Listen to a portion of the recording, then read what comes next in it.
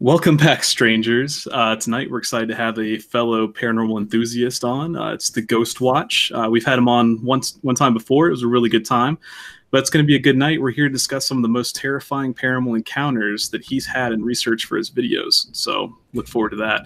That's going to be a scary time. And if you're new to our channel, we're the Strangest. My name's Blake. I'm one of the editors slash narrators for the channel. And yeah, it's good to see you guys. Yeah, I'm Ethan. I'm the other half of the Strangest. I help edit a little bit. I narrated the video we did this week. So on the Strangest Unsolved Mysteries of 2018. So if you haven't seen that video, check it out. It's doing pretty well. It got demonetized. So give it some likes and some comments to help it in the algorithm. But check it out after the stream if you haven't already. I'm really glad we have Ghostwatch back on. He covers like the coolest topics that I don't think I had an original idea. I go to Google some tags for it, and a Ghostwatch video pops up. It's ridiculous. So, how have you been since the last time we talked to you? Pretty good, kind of on and off. But I do appreciate being back on. Last time was really fun, and I know this time will be as well. Yeah, definitely. We're glad to have you, and that's good that we have you back on. That means we don't hate you, and we hate everyone. Oh, cool. I'm glad to know that. Nah, everyone's cool. But yeah, speaking of cool people, I'll go ahead and catch up on the chat. Hey, Kenneth, good to see you. You said I'm your biggest fan. You are here every single week, if I'm not mistaken. Kenneth. So we gotta send some love your way, Kenneth. We appreciate that. Rebecca, she's here every week, unfortunately. Let's see. How's it going, Kevin? Stacy, good to see you guys. Masudo Chan, good to see you. Thanks for coming out. Mandy Mortem, hey, how's it going? Alice Jackson, hope you guys are having a good Friday. Amy, good to see you as always. Rebecca said she got a 45-minute ad. Sorry, guys, I definitely skipped that one. That's insane. Like, I get really mad when I listen to music on YouTube a lot, and I'll just have it, like, if I'm in the shower, I'll have it playing, and then I'll get an ad. But 45 minutes, that's insane. I had an ad that was actually the entire Lego movie. Really? Yeah. How does that work? The Lego Movie 2 is coming out next month, and this ad, it's like, stick around. Chris Pratt's like, stick around. I'm like, okay, because I like Lego Movie, and I saw that it was almost 2 hours long. I'm like, it's the whole movie, and it was. That's insane. Awesome. I'd be like, well, screw whatever movie. I mean, screw whatever weird video I was about to watch. I guess I'm gonna watch the Lego Movie. Yeah, that's what I did too. Yeah, that's pretty crazy. How's it going, Anime Warrior Pharaoh? Good to see you. Barry Davis, he said, nice shirt, Ethan. That's my uncle. Oh, what shirt are you wearing? Oh, the alien shirt. Yeah. Kenneth said, hey, Ghostwatch. I think we're caught up. So, yeah, good to see you guys. Thanks for spending your Friday with us. Yeah. So, I got some strange stories that the Ghostwatch has covered. So, actually, the first one you had, I lied. I added an alien one. The other ones he's covered, so if you want more detail about him, I actually had to take out a story. The chair one, I can't remember. Busby stoop chair. Dude, I wrote a script basically on that. That's why I was like, this is too long and it's gonna be a video. So thank you for that video idea, because I dove really deep into that one. I hadn't heard of that before. Yeah, I have a little. It was a playlist called Cursed, and it's like I just have it all capital letters and an exclamation like cursed. So where I talk about like cursed objects or something, and I found that one just super fascinating because it's just so random. I don't remember the exact backstory, but like they have it hanging up on a wall now. It's a regular wooden chair. Like somebody was killed in it, and they say if you sit in it, you'll die like horribly. So yeah, supposedly like 60 people. I might have just pulled that number. It was supposedly a lot of people have died revolving around this chair. So. Yeah, it was something crazy like that. Yeah. They said if it was a serial killer, it would have been the largest serial killer in Britain with the number of people that have died. Yeah, in the article I read. So that's pretty crazy. Yeah. Oh, hey Johnny, how's it going? He said I'm stuck on the bus right now, but I wanted to pop in and show my support. Thanks, man. I appreciate it. And Alice said it's Saturday. I'm sorry. I've been struggling with time zones even before the stream started. So, but yeah, happy Saturday. But yeah, so. What's first on tonight's? Do you want to read? The first one's the UFO encounter. Do you want to read it? I'll read it. Let me find it. Hold up. Okay. So, 40 years ago, on February 10th, 1978, Mark Avery, a WJR radio personality, saw something overhead as he and his wife were heading to the airport. He called the radio station, and host Warren Pierce put his colleague on the air. Harry Wilness, a UFO researcher, heard Avery call into the station and called home to have his family record the conversation. As Avery was driving and talking on the air, he asked listeners if they saw anything too. Two men in the area of Merriman Road and Michigan Avenue, about 5 minutes before Avery's sighting, called him and told him they had seen a huge craft which came at treetop level, moving slowly, traveling from east to west, said Wilness. 5 minutes later, Avery had his sighting. It may be the same craft that these gentlemen saw. Whereas many who heard about the craft or supposedly saw it remain baffled, Wilness is able to put a finger point on it. I think it was a typical UFO, flying saucer type thing, he said. These are common reports. When Wilness asked the radio host about what he thought he saw, his answer was, no, it's something I've never seen before and I've never seen since, he said. This area has recently become a hotbed for UFOs, and in 2017, there were over 60 reported UFO sightings in the state of Michigan. Have you seen any UFOs in Michigan? No, I mean, extraterrestrial UFOs, I don't believe so. But about I think it was a year ago this month, we actually had a meteorite dissipate over pretty much the area I live in, and I saw the flash, and then a couple seconds later, my house started to shake. Oh, that's nice. Yeah. So it burst over metropolitan Detroit, and there were magnitude, under magnitude 1 or maybe under magnitude 2 earthquake felt throughout Metro Detroit because of it. So we had an earthquake from the air, basically. So that's pretty much the closest that I've seen to it. And that story, I don't know if I'm familiar with that. I'm familiar with the area because I only live about 15 minutes away from that intersection. But wow, so that was right where you live, man. Pretty much. I believe that would have been Michigan and Merriman. I think that's might be the Inkster, Garden City, Dearborn area. So that's only about 15 minutes from where I live. Wow. Close to home. Yeah, so that's good to know. And you've never heard anyone talk about that before? Possibly. That one I'm not incredibly familiar with. I know there has been several sightings over the city of Detroit itself, and also I believe Selfridge Air National Guard Base, which is about 45 minutes northeast of me. So I know there's been reported sightings over there. This one I don't believe I'm too familiar with. So well, here's a video idea. I'll trade one with you. Go film that intersection and talk about this encounter. Okay. I will definitely do that then. That's a great idea. I didn't think about that. I like that idea. Yeah. So do you think we've been visited by aliens, or do you think what people see as UFOs are just unidentified flying objects? I mean, that's what they are. I know. But do you think they're alien crafts, or do you think it's something man-made? I would say most UFO and USO sightings are, I would say, probably something man-made and just people's imaginations running wild.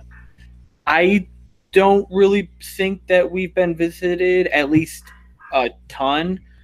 I don't like all the sightings and reportings that there are. I don't believe there are really that many, but I do believe there is other life out there. If what we know about the universe is true, and that it's infinite with billions upon billions of galaxies, which could mean possibly even more planets, then there's got to be life out there. I have heard some theories that humanity, like Earth and all the living organisms on Earth, were actually either one of the youngest societies in the universe, and so we're one of the first, or we're one of the last. I have heard a couple different sides on that, so that is pretty interesting in my opinion, but I just don't think we've been visited as many the ancient alien things and stuff like that. I don't think we've been visited that much. And I mean, of course, I very well could be wrong. Maybe it is like Men in Black and there's aliens everywhere. But speaking of Men in Black, new movie coming out this year. Yeah. But International. yeah. But yeah, I don't really truly believe that we've been visited a ton or that there's lizard people.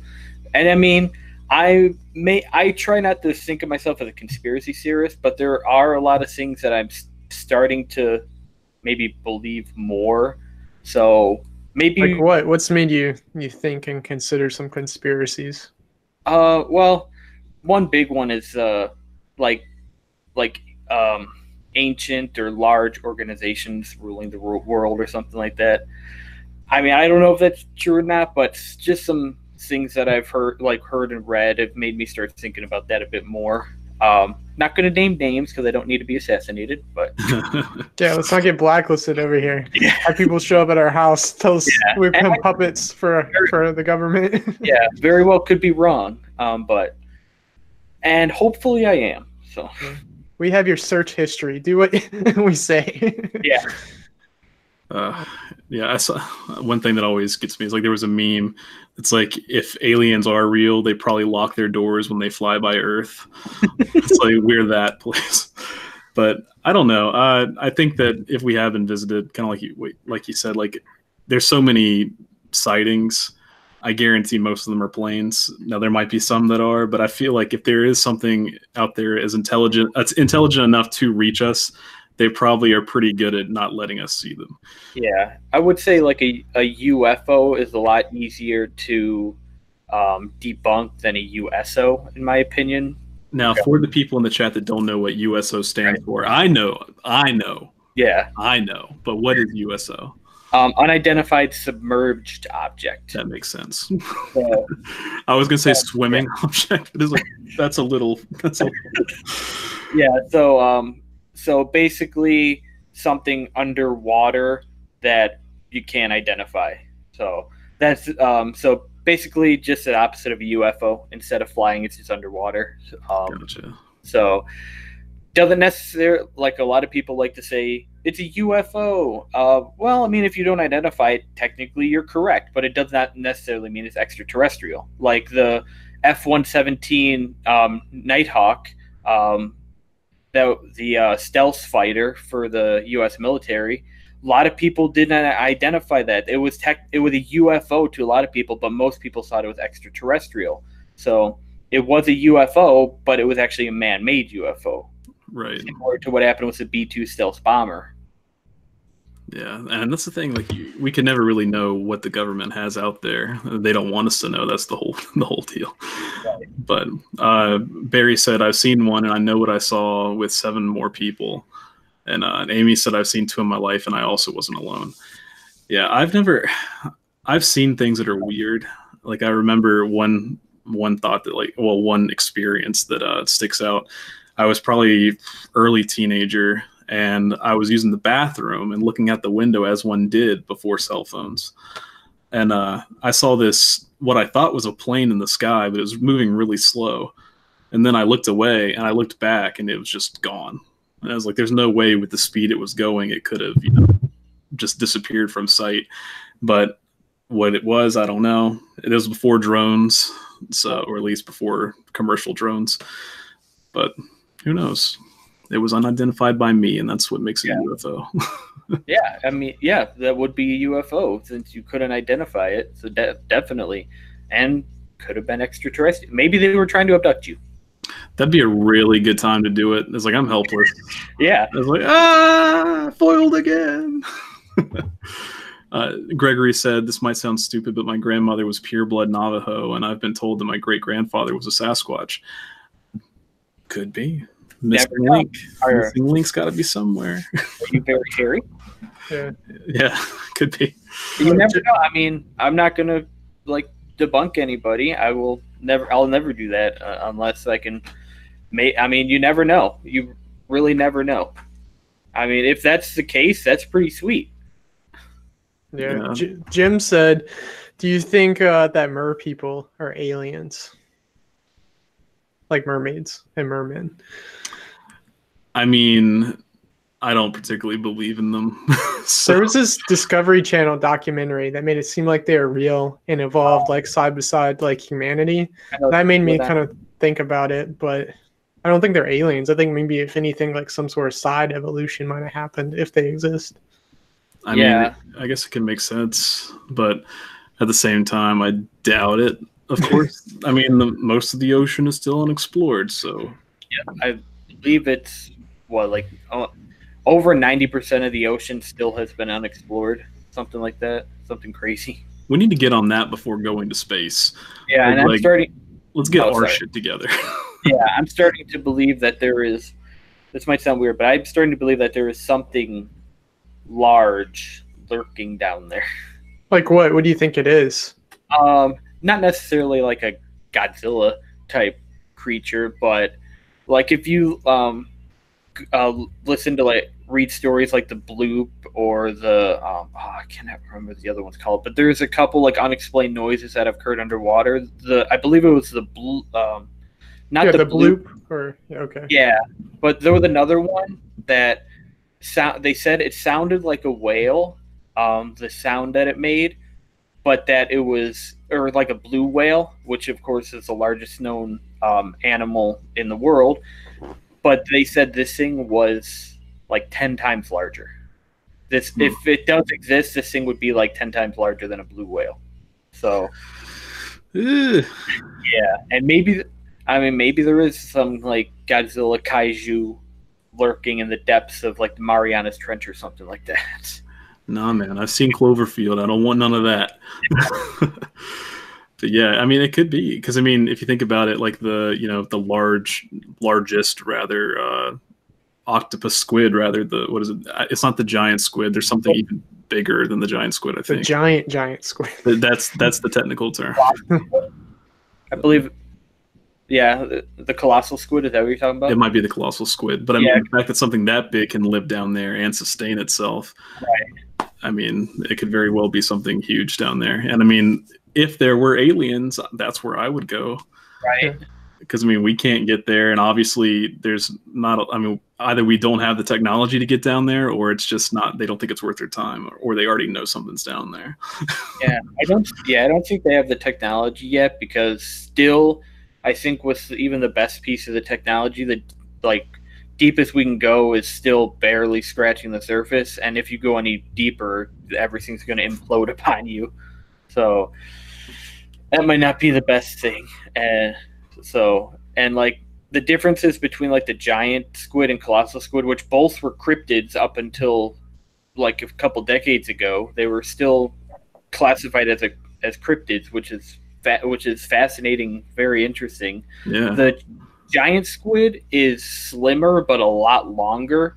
The colossal squid is kind of compact, but it's huge. It's like that's the one that the eye is just like that big. Yeah, I saw a picture of one. It was just enormous. It's like, holy crap. Yeah. It's wild. Yeah, that's insane, though, the thought of a cryptid becoming a documented species. I mean, you never know. It happened a few times. I believe the okapi, which is part of the giraffe family, they're a still living creature. I think they're endangered, but not critically endangered. They're part of the giraffe or zebra family. I don't remember which, but they have the legs. The bottom legs are black and white like a zebra, but the rest of it's kind of like a small horse. It's kind of, and for like hundreds of years, there were descriptions of this weird creature out in the savannah, and nobody could find it. And only up until I think like the 1950s or 40s was it actually discovered, and it was actually a mythological creature up until that point. So that's pretty crazy. Yeah. I think I've seen those pictures of them, but I didn't know they used to be, well, I guess every animal's undocumented at some point, but I didn't know that they were considered a cryptid. Yeah, there are some cryptids that hopefully stay undocumented. Like what? What are you scared of? What do you want? Mothman. I think I mentioned it in the list I sent you, the Jabba Fofi. It's a giant spider that can get like 3 to 6 feet. Yeah. I'm kind of worried about man bear pig. Mbappe. He's half man, half bear pig. Oh, like good old South Park. Yeah. Hey, Slumber. How's it going? Good to see you. Sorry. Kenneth said, do you think the Megalodon's still alive? I mean, again, the ocean's so big, we have no idea. It would have to be really deep, though, I think, and I don't think it could survive that low. I think there could be a few out there, especially after seeing the Meg last year. I still haven't seen it. I heard it was really good, though. I liked it, but now, I won't spoil anything, but there was actually a pretty interesting concept in that movie about how it survived, and if any of that could be true, then I would definitely very well say possibly. Yeah. If any of that is scientifically accurate, then I doubt it because it's Hollywoodized. But I think there very well could be a few out there just because of how massive the oceans are, how deep the oceans are, and how plentiful they are with food. I think possibly, but it is unlikely, in my opinion. Well, what do you think about the Jabophi spider? Is that how you say it? Do you Jabophi. Jabophi. It's a type of a spider-like cryptid, which is said to inhabit the forests of the Congo. It possibly represents a new species of arachnid. Most of the tales are anecdotal, but about them digging shallow tunnels under tree roots and camouflaging it with screen leaves. I mean, with a screen of leaves, so you can catch its prey. They create an almost invisible web between their burrow and a nearby tree. Isn't that most spider webs? Like when you walk through a tree, and they string together a whole underground network of trip lines to catch their prey. So be careful when you're walking through the Congo, or you might end up on the spider menu. Yeah, so that's apparently what they are. It's basically Aragog from Harry Potter. Yeah. Yeah, pretty much. Well, there actually is a YouTube video, or at least a video out there. It's probably on YouTube of a supposed Jabophi. It's not like the Jabophi's not considered an Aragog or eight-legged freaks or the spiders from The Hobbit or anything like that. They're supposed to just be very large tarantula-like spiders, typically about 3 feet. All of them round, but they probably could get bigger, supposedly. But there is a video out there. To me, it looks fake, but if you guys ever find it, I watched it. Was it the night vision forest one? Oh no, I didn't know about that one. Oh, I saw that.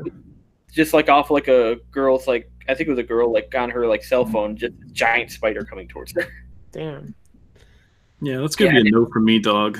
Yeah, I don't I don't have arachnophobia, but I don't like any spider larger than sack spider, which those are the spiders that are in corners and little sack webs that you normally see. They're a light yellow. Anything larger than that, I don't like. But anything smaller, like a cellar spider or jumping spider, common house spiders, I'll mess with them. What about the trapdoor spiders? They'll chase people or its prey into webs. Especially after seeing eight-legged freaks, those things can rot in hell. Yeah. I mean, know if you've ever seen that, but unlike you, I don't discriminate against big spiders. I say burn them all. Oh, okay. Yeah. I'm not a big fan. Yeah. I like the granddaddy long legs. They're okay. They get a pass as long as it's not one of those giant nests where it's hundreds of thousands of them. The harvestmen. Yeah. Ugh. Hey, Swamp, how's it going? He said, "Fuck spiders. I'll burn down a house on God." He saw a giant spider in his basement one time. They kind of fit the description of what you're talking about. I think I heard about that. Yeah, and he said it was huge. So I mean, huge. So it very well. Down where he lives, I can imagine spiders are going to be huge. Yeah, Florida is basically Australia. America's Australia. Pretty much, and there's giant snakes living in your woods, alligators living in your pools, giant spiders living in your house. I mean, God. You need a flamethrower just to live. Yeah. So supposedly the Jabberwocky, I can't say, eggs are pale yellow and white, and they're shaped like peanuts if you ever see them. The natives claim that the hatchlings are bright yellow and purple on the abdomen. Their coloration becomes darker as they grow. They turn brown as they mature. Some of the indigenous people of the region of the Congo believe that the spiders were once quite common, but now are really rare and stay kind of in hiding.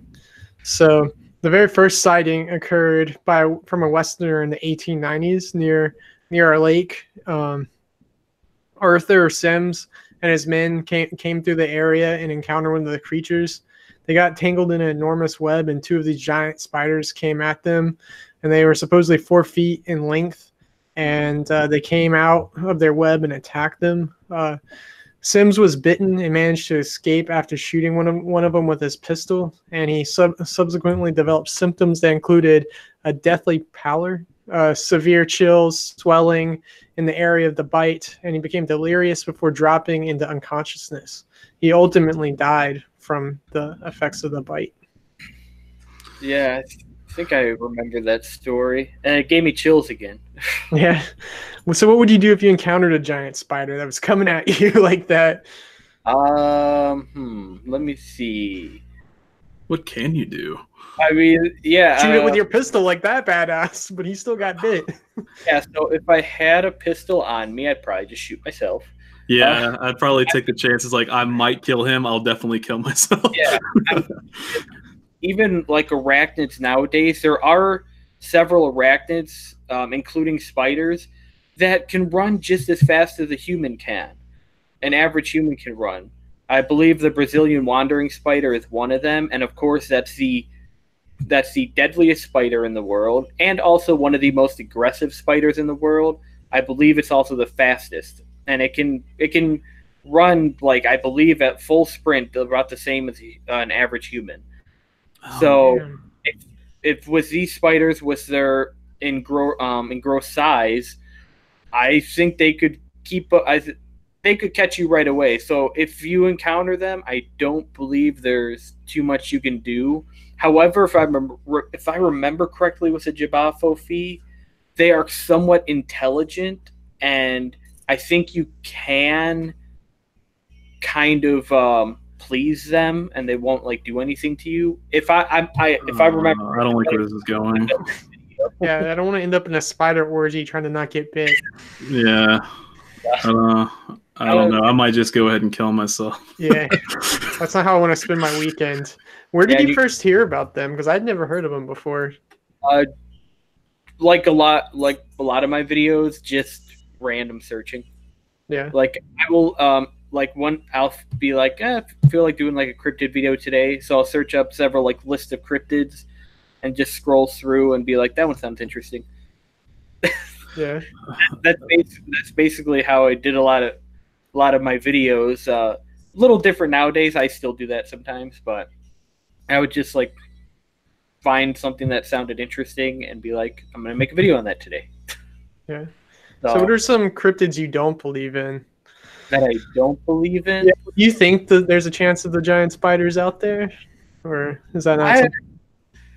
I mean, I always say, like, I'll never say I truly believe in something until I actually have a full experience with it. So I'm not like 100% paranormal believer. I enjoy the subject. I love studying it. But since I've had stuff happen, but nothing that I could really say is concrete. But I'm also never going to say I just believe in this unless I know for fact. So it's hard for me to decide. But I mean, one, maybe I hope that it exists, but I highly doubt it. It's Loch Ness, Loch Ness Nessie. Just because it's been so long, and it's only now the Loch Ness is a decent sized lake that does have access to the ocean. But with all the time span from the first sighting to the most recent sighting, which I think was just last year or 2 years ago, and with all the explorations that's been done in Loch Ness, I just starting to like think that there's probably nothing there. And some people might say, well, then Sasquatch, but like Sasquatch, Yeti, Abominable Snowman, whatever you'd like to call them, like has a lot more area to roam, in my opinion. Like I did say, Loch Ness has access to the ocean, but it's kind of it's a very long access point. So unless Nessie just swims miles and miles away all the time, comes back for random reasons, then reproduction. That's what I was thinking. But then also you would think there'd be a lot more potential sightings if there was more plesiosaurs or whatever Nessie's supposed to be. But yeah, I guess I would say Loch Ness is verging on it. Some other ones, I mean, I can't. Something I've never really thought about too much, but I guess some of the more popular ones probably like Nessie.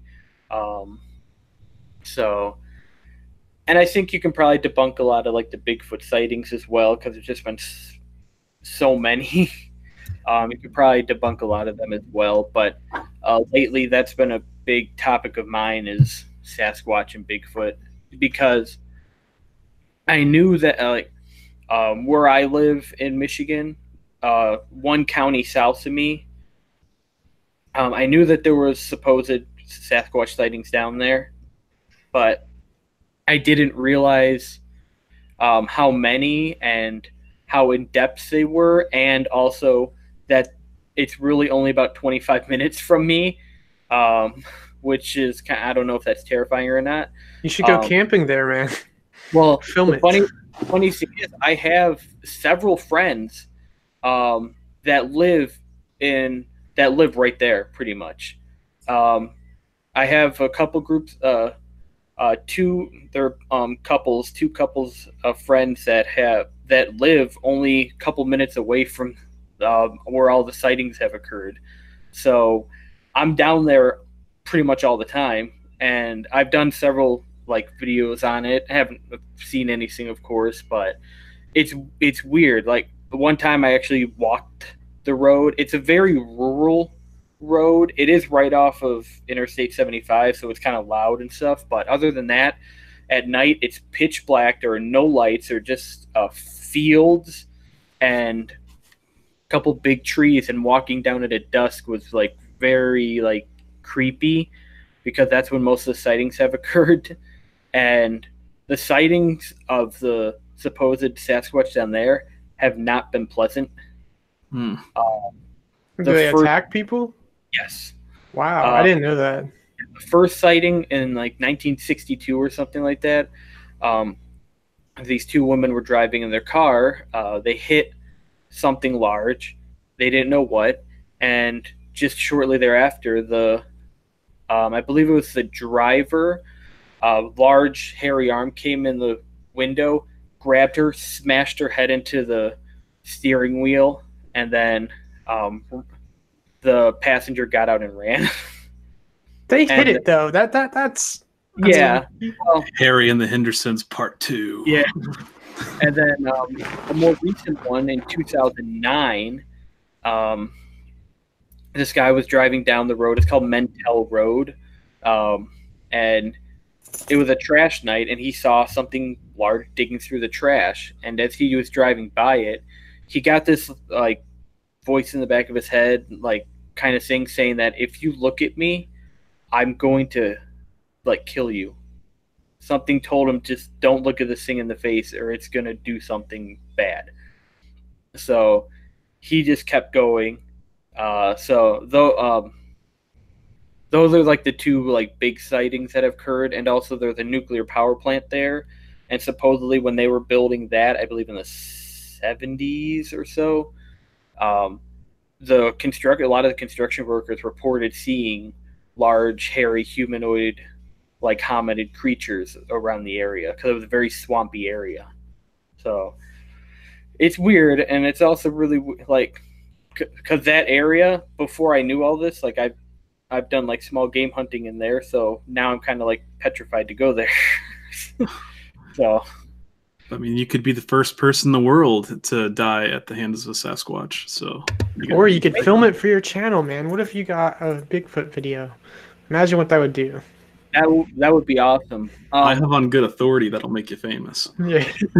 Well, this might sound kind of weird, but if I ever do encounter like Sasquatch or the Dogman or anything like that, I would try to like take a like image of it, but I don't think I would really share it publicly. I mean, I don't really. I mean, the one thing I don't want harm to befall the creatures if they do exist, and if I like if an actual like image or video pops up of this and nobody can explain it, and they're like, this thing is out there, people are just gonna go there, try to like kill it or trap it or anything like that. And I mean, I don't want that to happen, or they'll just destroy the area, like the nature of the area or anything like that. And I really don't want that to happen. So I would keep it for my own benefit, or at least I would put it out there, but really not say anything about it. Just be like, I caught this in Michigan, and that'd be it. Not like any specific location or anything like that. And my buddy has land that we go up to a lot in northern Michigan, where only 20 minutes away are where most of the Michigan Dogman sightings occur. So I really want to catch something up there if I could, because that's the cryptid that I'm most interested in. But I don't think I would really ever say anything too much about it. People like you are the reason they're still called cryptids. Well, it's like, who don't care if they stay alive? Let's go tell everyone about it. Yeah. But, I mean, I get it. Honestly, if there was to be an actual live specimen caught, they'd probably either torture it, kill it, just experiment on it, or they'd end up putting them in zoos. Because that's what we do to every other animal except us. It wouldn't be a good time, man. Right. But I don't know. I mean, I feel like the whole Nessie thing, again, it's easier to say that it could be out there, but I mean, chances are we would have found something in the woods by now, unless they're just like, hibernating years on end. So I was gonna say the famous like Bigfoot video, the Patty video of it like walking through the woods. Yeah. I've watched a lot of documentaries on that video, but I never ever noticed that it was a female or them talk about it. And you can clearly see it's like a female. You can see like the muscles and stuff move in it. Yeah. And it's really creepy when you see it examined like that. Yeah. Was it you guys that posted that? On Instagram. Okay. I couldn't remember if that was you guys or not. Because when I read that, I'm like, huh, I never noticed that. So that's pretty cool. I think that's pretty cool that you guys were able to show that. I had no idea. I mean, I don't know. I think it's almost like a Mandela effect, because I've really watched a bunch of the stuff on like the Discovery Channel and History Channel about Bigfoot, and that video about them like scrutinizing it and everything. And I always kind of thought it was fake until I saw a breakdown on Reddit. He made a video. I wish I could remember where to link it, like showing where you can see like the muscles and stuff flex, and then pointing the different things and saying like that costumes that detailed didn't exist back then, and the fact that they got like just a movement and anatomy so perfect, like it'd be really hard to fake. So. Yeah. I've always thought so as well. I mean, if that video is a fake, I mean, dang, you did a bang up job. If it is a fake, they had to have known somebody in Hollywood then. Yeah. That's kind of depressing, though. It's like the old videos are probably the only ones that will actually have any credibility, because nowadays it's so easy to recreate anything with CGI or, just modern, costume stuff like that. Right. So that's probably the best chance. We live in a world of no one believing anyone because of the internet. It's warranted. Can't trust anyone. Yeah. When we become internet shills, just know it's because someone showed up on our doorstep with our search histories, and we're just doing what we're supposed to do. Exactly. Gregory Henley said, come on, talk about the Black Knight satellite. We actually did a video on the Black Knight satellite. Yeah, we did. Yeah. We didn't talk about it though. So the Black Knight satellite, supposedly like an ancient UFO satellite that orbits like a northern hemisphere, like a polar orbit, and it was discovered by Tesla. Was it Tesla? Like heard radio waves coming from there that he thought belonged to he hypothesized that it was an ancient satellite. So it was made more famous, but people actually think that it was actually like the Corona spy satellites. When the photographs that came out later, I think it was spy satellites that the United States had put into orbit first and kept a secret. So what do you guys think about it? I did watch your guys' video on it a while ago.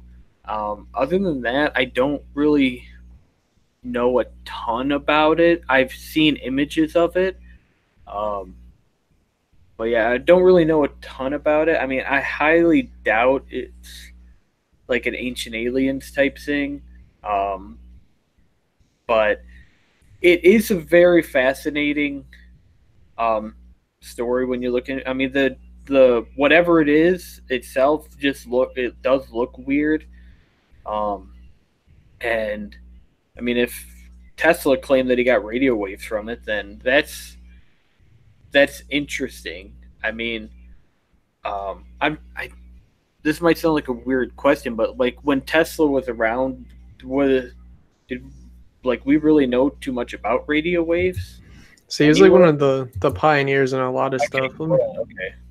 Let me see if I can pull up the script. But one thing I always liked about the Black Knight satellite that fascinated me was the fact of the idea, like 2001 Space Odyssey, where it's like the obelisk like watching over humanity, like that there would be ancient aliens kind of like checking us out, making sure we're okay. You know, something like if you don't believe in like a deity type thing, maybe like another, like smarter race is still watching over, like fostering our growth. And that's just like to make sure we don't blow up. So yeah, the theory goes that in 1899, Tesla intercepted radio signals unlike any of the natural ones on Earth, because there are like natural occurring ones. And he came up with the theory. Okay, he didn't know there was that. He came up with a theory that was they were coming from life on Mars. Then they used the number system to communicate, and that's what he was seeing, because he was seeing some sort of pattern in it. So then this other Norwegian engineer in 1927 discovered that some of the signals would actually echo back a few seconds. So he couldn't explain the echoes. And so he's the one who hypothesized that he was picking up an alien satellite for the bounce back that wasn't just coming from another planet. So, and then let me see if there was anything else that we haven't touched on. So yeah, then the guy who really popularized the big theory about it was Duncan Lunan, who was a science communicator, but also he was a science fiction writer. So this is where he might have just made up some stuff.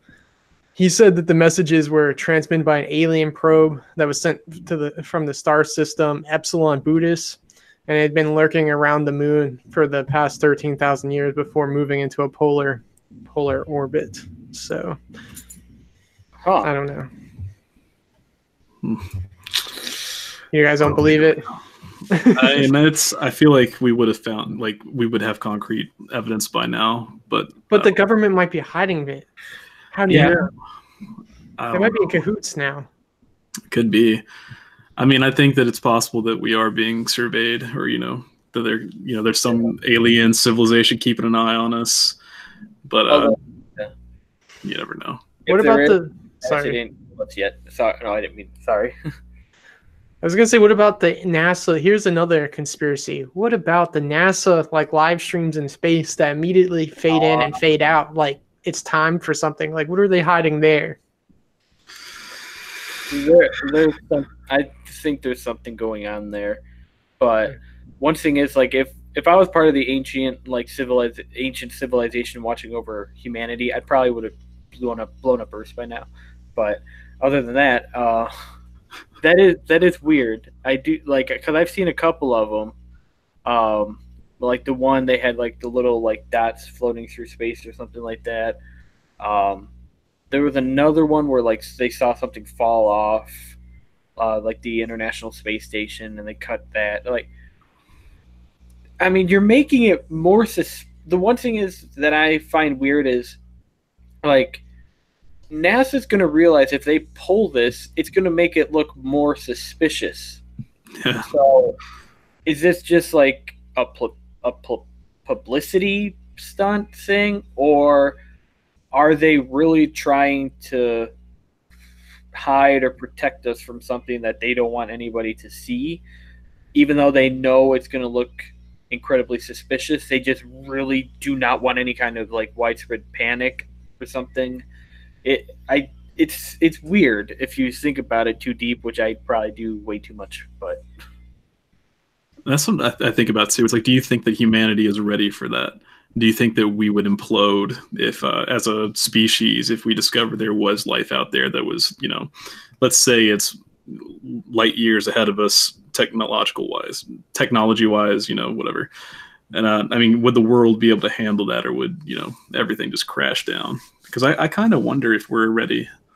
Yeah, I've always wondered that too. Like in like movies and like books and stuff, humanity freaks out, but I kind of think there'd be a little bit of panic, but I think for the most part we would just go on our regular day. Like I think we'd just go on just like regular. I mean, there might always be something in the back of everyone's head that's like, what does this mean? But I think for the most part, I think it would be kind of normal. And I just knocked my pop filter over.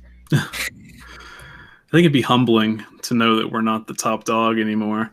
But at the same time, it'd be scary knowing that, you know, we could just be wiped out of existence. Yeah. Like, hey guys, I watched the aliens show up. I just watched the Jersey Shore. I'm gonna kill you all. Yeah, exactly. Naran said, yeah, and a car in space, talking about the Tesla. I had a thought about that back when they did it. It's like, what if, you know, that car is going through space. What if somehow, someday, it ends up crashing into an alien world and they take it as an act of terrorism? It's just like, oh my God. I've thought about that too. We're going to kill those guys. Yeah.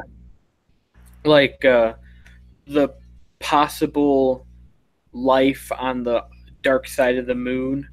Like if we ever go back to the moon and there actually is something there, just the moon, could that be seen as like an act of like engagement or war or something like that? And I mean, they do say there is like a theory out there that there are covered cities on the moon from ancient Earth civilizations that migrated to the moon, and like in the craters, and they're covered so that it looks like the surface of the moon. So I don't know. There's so many different conspiracy theories out there. It's just another one to try to wrap your head around, I guess. Yeah, Gregory says China plans to build a base on the moon. If that's true, it makes sense. There's just there's so much mystery behind it, I guess, because we are exploring Mars, and it just seems like the moon just, like, shouldn't we have some really cool pictures of the moon by now? Shouldn't we have like a rover on the moon, like taking really high quality pictures of the surface? Maybe there are, I haven't seen them, but it just seems like there's a lot of secrets about it. Yeah, I don't even remember the last time they sent anything to the moon. I mean, the last astronauts on the moon were 70s, I believe. But even like a probe, I don't remember the last. I don't think they've done that in decades. I could be totally wrong, but yeah, to your point, I don't think they've done that for a while either. Yeah, I want some GoPro footage on the moon. That'd be sweet. Yeah, that'd be such a good commercial. GoPro should do that. Just be like, best stabilization ever, zero gravity. But I don't know. There's a lot of, theories in the air. I try not to think about it too much, but I definitely think it's weird that we haven't utilized the moon more than we have. So I don't know. I mean, we should be base jumping from the moon by now. Like, there should be technology going back and forth. Have like a little gas station up there for the, instead of the space station. It's like they built a space station that orbits Earth. You could have built something on the moon. Well, they have talked about building what's called a space elevator, which would be this mode of transportation that takes you from one spot on Earth, and just like an elevator, it would be connected to something that takes you all the way up to the moon. I don't necessarily see how that's feasible, especially with space debris and meteorites always coming through between the Earth, asteroids and meteorites always coming through between Earth and the moon. I don't see how that'd be feasible, but it is something that has been talked about. So I don't know if they would want to do that again. If I remember right, because I've seen like a schematic or something, it's kind of like the do you guys know what like a hyper coaster is, a hyper roller coaster? Like the top thrill dragster or King Dakar. Mm-hmm. Kind of like that. But it just keeps going and going and going all the way to the moon. I've seen King Dakar come back down a lot, so I don't think I'd want to be on the space elevator. Yeah, the space elevators would help a whole lot. Like, it would cut down costs because you could just shoot all the supplies up and build whatever you wanted in space a lot quicker. Yeah, that's true. Yeah, probably what it's more for, like a space freight elevator or something like that. We could send our prisoners there, and it could become Space Australia. Yeah, and it'd save so much money. That'd be the moon, man. Just put them all like, let's examine the true effects of gravity on the human body. Yeah. But Jim said, didn't the Prime Minister of Canada speak publicly about aliens a few years back? Yeah, that did happen, and a few astronauts supposedly have, and a few other like NASA officials. One theory is that like there's even been like some really, really interesting UFO videos posted like on the news and spread around, that the idea that they're trying to desensitize humanity to the idea of aliens and UFOs, and it started with like a Hollywood push in like the 90s with like Independence Day and all of that, that the idea to plant in younger generations' minds that aliens do exist and it's okay. So it's part of the conspiracy, and once the older folk die off, they'll make it official. Oh, okay. I was wrong. SAM-IM 4200 to low Earth orbit were the space elevators. That makes more sense. That sounds a bit more feasible then. Yeah, but I mean, I saw it in Halo once. It can be done. Of course, that one crashed. So yeah, and you had the like arbiter. Yeah, I forget what the enemies are called. The Covenant. Covenant. Yeah. Yeah. Johnny said, Space Australia, do we get a space mysteryality? I'd be offended if you didn't. That'd be cool. Let's see. Jersey said, hey, us older folk are not all against it. Yeah, I think it's, I don't know. I think it would go against a lot of religious people's agendas, because I don't know where aliens fit in there. But I don't know. But also, on the same hand, Canada's been, talking about some weird stuff. I just found out recently that, in Canada, bestiality is legal to an extent.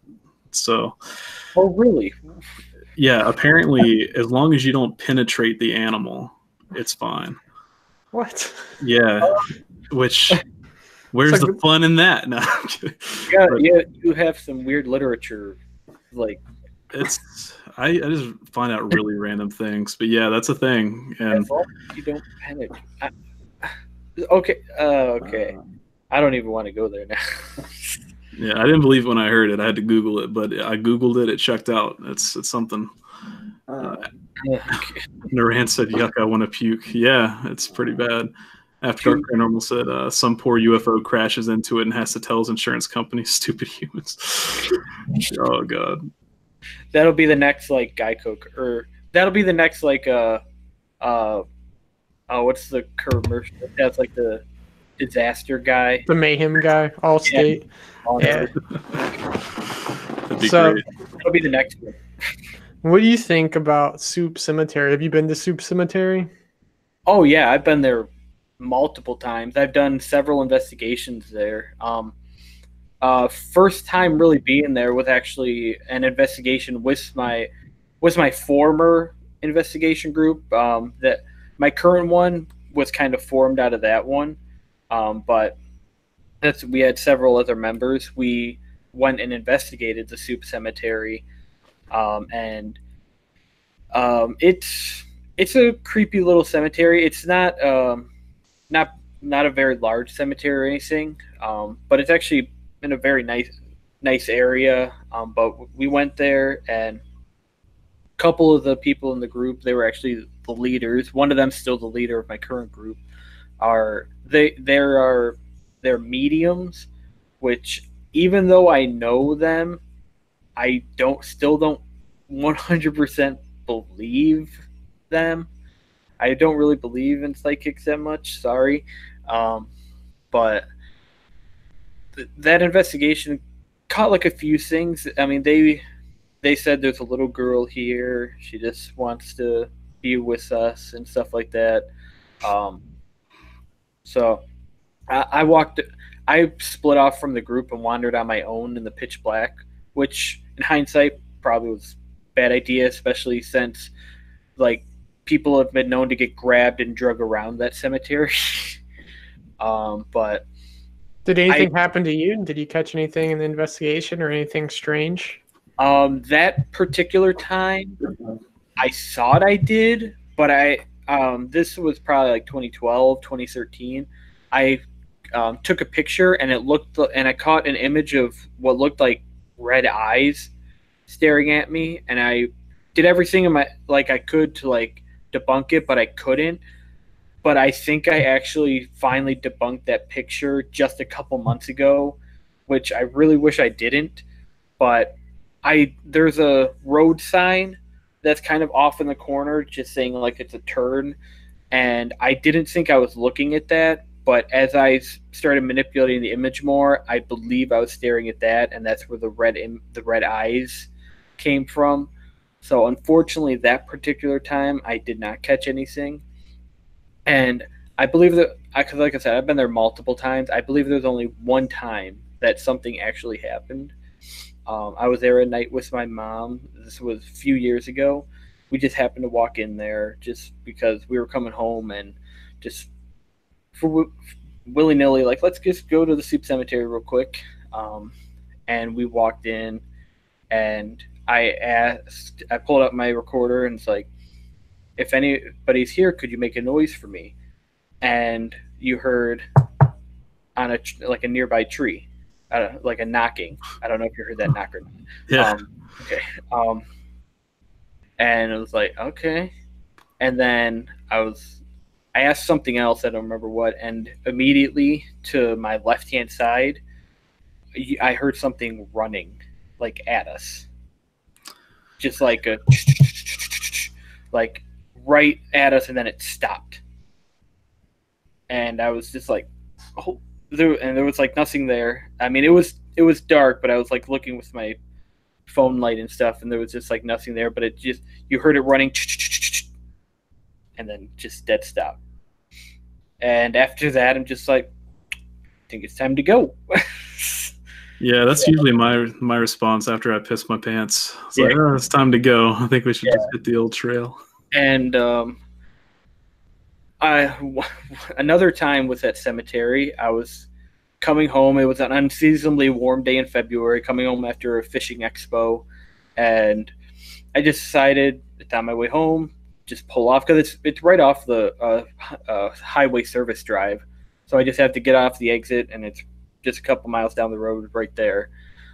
So pulled off, and since it was cold the day before, and the roads were wet, there was like a mist, like the steam coming off of the roads because it was so unseasonably warm in February, almost 60, and it's a dirt road. So as I turned down the road, this isn't anything paranormal, but it felt like it turned down the road and immediately just looked like Silent Hill. There was mist and dirt just flowing over my vehicle's hood, my headlights just masked by a wall of fog, and you can just see tombstones off to the side in the middle of the night. And just I sat there for like a minute, like, do I want to go down here? It just looked like something out of like Silent Hill. But just really that one time I had the experience. And then with my investigative group, they had several experiences, but it's, especially the mediums. But they were like, feel this cold spot, and I'm just like, I don't feel anything.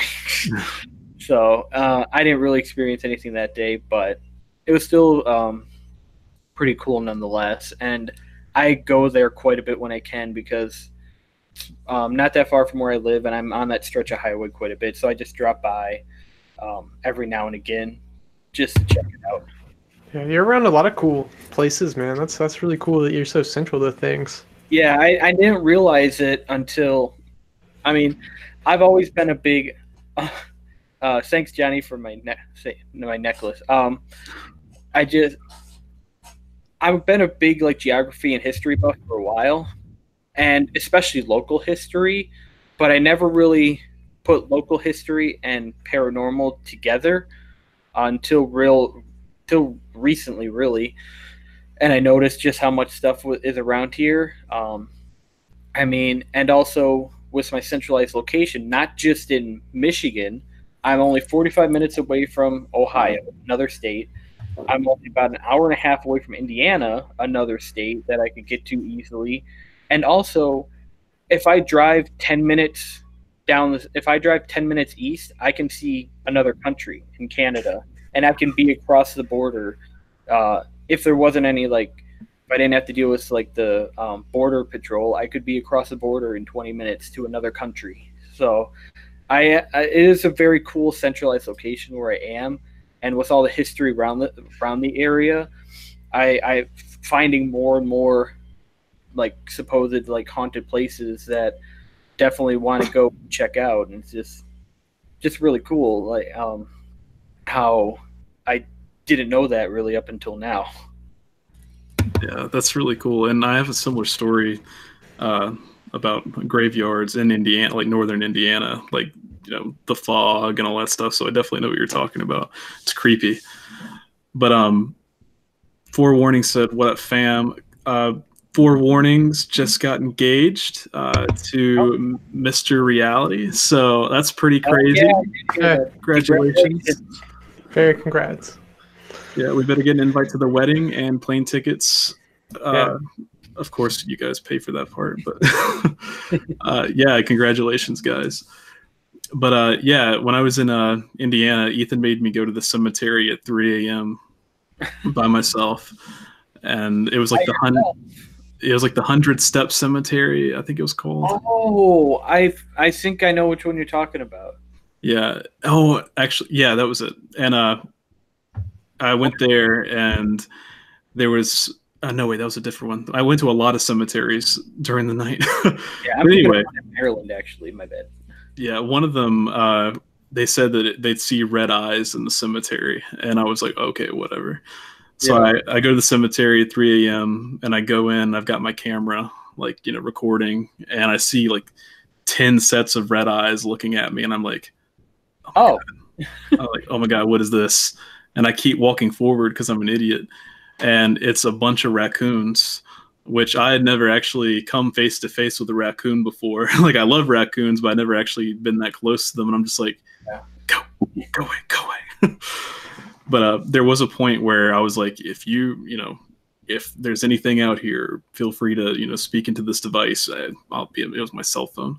But then I heard like this branch crack, like really loud. And I was like, that's all I need. Goodbye. I was like, I don't want whatever you're selling. I'm leaving. But as I left, like all the road was just covered in that fog, and it was very dense.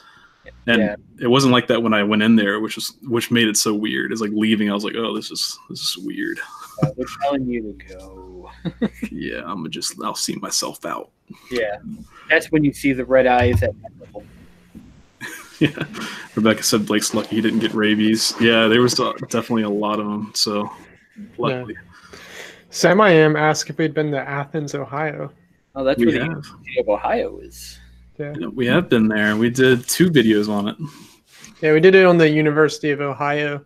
So we didn't get all the time we wanted there. We were there visiting Point Pleasant in West Virginia, and Athens was only like 20 minutes away. So we went over there in the afternoon, and there was a football game going on.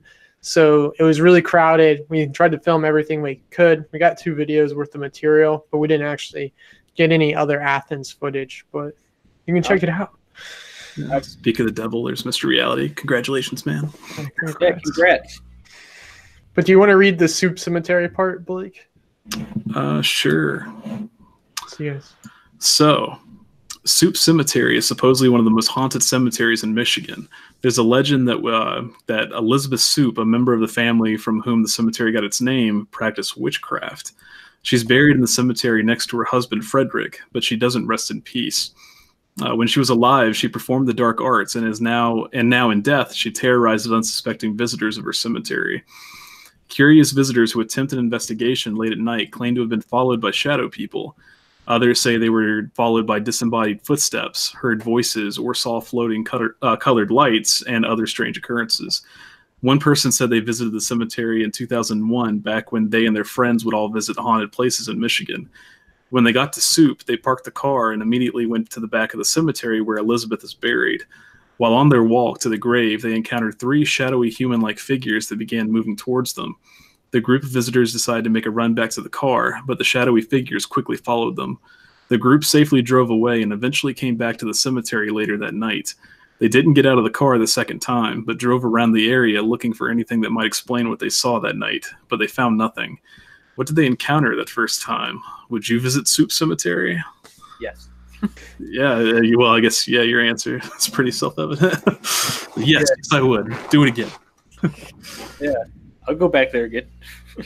Yeah, that'd definitely be a fun place to investigate. Do they freak out about people being there after dark, or? I think that there is, like, I don't condone trespassing or anything like that, but I think there is like an after dark policy to stay away. When I was with my paranormal group, we got permission, but there's a fence around it, but no gates, so people can just come and go as they please. And there's really, they do patrol the area, but I've trespassed in there.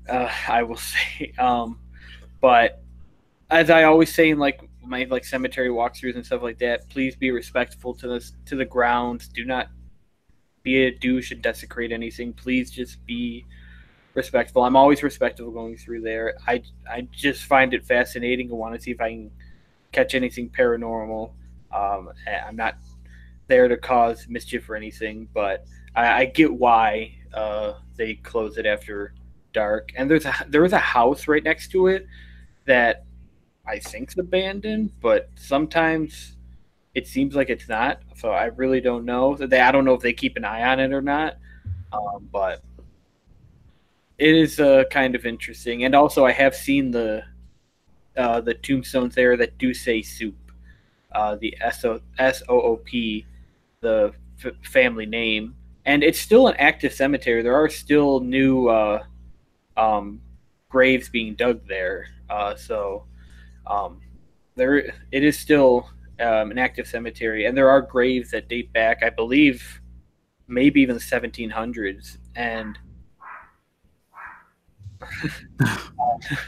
Sasquatch.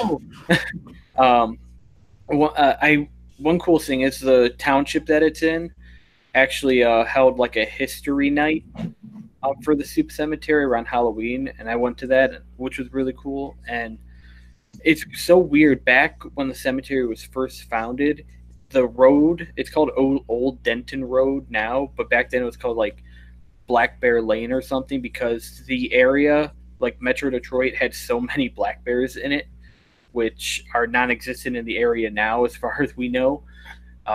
So it's just, the history of that place is just wild. And there's only about a couple miles away is an underwater village that doesn't exist anymore as well. Huh. Sounds like a cool place to be. Yeah, it is very intriguing. Belleville, Michigan, and Van Buren Township, Michigan, where that's all located. Well, when we get our Mystery Machine van, we'll definitely have to go up there. It's on our list. We're saving up. All of our money is going towards not having to work anymore. Yeah, we actually haven't spent a dime of the strangest money yet. It's all out of pocket. Yeah, so it's. I guess you could say things are getting pretty serious. Our solid $40 a month from AdSense and donations. We appreciate that. But if you guys like abandoned places, our abandoned New Orleans video is making up a good chunk of that. Go watch it a few hundred times and keep it at the top of abandoned New Orleans searches. It helps us a lot. It does. It was a good video. I enjoyed that. I enjoyed your videos, but yeah, we need to make an update version of that video sometime. I actually do have a second part of that. There's a paranormal version of that I haven't made. That a lot of those places have haunted stories around it. So I was gonna reuse the same footage and just tell the haunted side. And like, since some people freak out about paranormal stuff, like they like it to be all serious, just tell like in the beginning, like if you want the serious like fact-based video, go to this one. If you want like the paranormal stories that have grown up around these places, some of them were said to be haunted before Katrina. So then watch this video because some of the stories are really good. So yeah, remind me to go change all the tags to New Orleans Saints. Oh yeah. No, don't touch those tags. Those are really, don't touch that video at all. I'm not. And the funny thing about it is our only one of our videos that doesn't have closed captions on it, and it's doing really well. And when I put the closed captions in for the video this week, it got demonetized. So I'm not going to do closed captions anymore. That's stupid. Yeah, what the heck? Yeah. So is there any other places you want to investigate, like in your area, or dream places you want to go? I mean, 100% definitely. And I mean, in my area, yeah, I mean, yeah, definitely. There's quite a few. I mean, just trying to think of off the top of my head. I mean, there's a few. Some of them I probably will never be able to, because like they're either private or they're like no trespassing and stuff like that, and they're very strict about that. I know a few of those places. One that I plan on like at least doing like a short like abandoned video, abandoned like places video on is a place called Northville Psychiatric Hospital. I think it's shut down in the 90s, but it's still standing ominously next to in the middle of the woods. That one's pretty close to me, probably about half hour or so, and it is all gated off. And like I said, I'm not a trespasser person. I'm not going to go trespassing somewhere. I do like watching those videos, but I'm okay with not going to jail. Or like falling through a floor. So if I do like an abandoned places video, if I can't get in, I'll just like film like all around it and then talk about it. Like I said, this place has been abandoned since like the 90s, but it's also supposed to be very haunted. I can't think of anything specific, but I've heard like full-bodied apparitions and stuff like that have been seen all around it. And the area that it's in used to just pretty much be forest, but now it's like built up into like a large shopping area just right down the street. So a lot of people have been going there. So that's a place that I would like to do. And then a lot of battle sites from the War of 1812 are around here. Done a couple videos on those places, but there's another one not pretty much right down the street from me that I would like to go to. It's the Battle of Brownstown site. I like to check that one out. I haven't heard any like thing paranormal about that, but usually battlefields tend to be like a harbinger for possible paranormal occurrences due to like traumatic deaths and also like deaths of like younger people. Unexpected deaths I was trying to think of the word unexpected. So just stuff like that usually tend to be like a harbinger for paranormal occurrences. So that's a place that I'd like to check out. I mean, and there are probably so many. The Whitney restaurant in Detroit, Midtown Detroit, that would be pretty sweet to check out. It's like a 5-star restaurant, like very expensive. I probably wouldn't even buy food there because I'm not going to film from outside. Film the menu. Ooh. Yeah, they actually the Whitney, they actually kind of have fun with their paranormal experiences. They actually have a bar on the third floor, and it's it's called the Ghost Bar. That's yeah. We went to a similar one like that in Florida. They had like an upstairs that was just a ghost bar, and it's really cool, especially if they let you investigate it. Yeah, that was sweet. Sorry. Yeah, they let us up there. It was really cool. We're just like, yeah, we're here getting drinks here because it's haunted. Can we see it? And they're like, oh, we don't care. It's fucking a slow night. But it was a fun place to visit. It was Scarlett O'Hara is in St. Augustine, which we're going back to St. Augustine in June. So St. Augustine. Yeah. One of the oldest incorporated cities in the country. I think it might be the oldest or second oldest. It's the oldest from the Spanish. Yeah. And it's an amazing place. I liked it a lot. Yeah. Really cool place. I like beaches though. Oh, okay. I'm more of a mountain guy. I feel you. But yeah, it's. I want to go back. Or are you guys going back forward, like leaving for the ship or something? No. Like my uncle's here. His daughter's getting married. So in St. Augustine, you go visit all the time, and that's the way I got interested in St. Augustine to begin with. Besides driving past the signs for St. Augustine and never stopping, so they always go visit there, and they always go on ghost tours and talk about all the cool stuff and the lighthouse and everything. And I always wanted to go. So when we went on the road trip, I'm like, we got to hit up St. Augustine so we can actually go in and visit. Same thing with Savannah. Like I always passed the signs to Savannah and never really stopped to visit. So part of that was literally just like I passed these haunted places. I want to see them. So. Yeah, Savannah was a lot of fun too. Yeah. Pisces in Toledo. I will check that out, Sam. I am. Yeah. All right. So switching to Antarctica or the Arctic, one of the Arctic places. In the 1900s, there was a race to be the first person to the South Pole, so Antarctica. In 1911, British explorer Robert Falcon Scott put together a team that set out on the Terra Nova expedition. When they reached Antarctica, they built a hut where the men stayed while the rest of the team attempted to reach the South Pole. The expedition did not go as planned. A rival group reached the South Pole a few months prior to the team, and Scott and his 4 men that were selected to join him eventually died on their way back to the hut from frostbite, gangrene, starvation, just slowly killed them off one by one. On March 2nd of 1912, Scott recorded his last and final journal entry. Every day, we have been ready to start for our depot 11 miles away, but outside of the door of the tent, it rains a scene of whirling drift. I do not think we have hope for anything better now. We shall stick it out to the end, but we're growing weaker, of course, and the end cannot be far away. It seems to be a pity. Do not think I can write more. That was his last entry. For God's sake, look after our people. So Robert Falcon Scott and some of his team still haunt this hut that still exists. The people who visit it today feel uneasy and uncomfortable. They hear voices and footsteps, and some people feel like they're being watched while they're there. There's a cross placed close to the hut in memory of the expedition.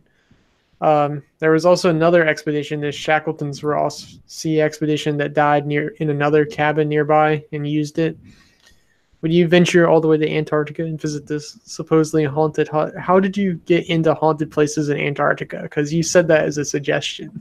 Yeah, well, I just found that very fascinating. The topic actually came up. Have you ever guys watched the show Destination Truth?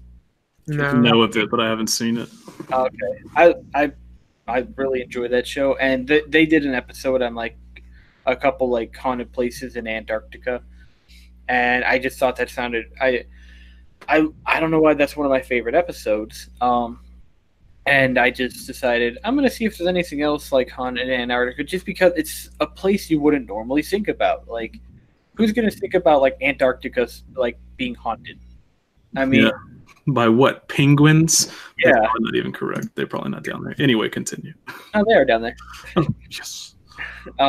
But so I just decided that was very interesting. It's not something you would normally think about.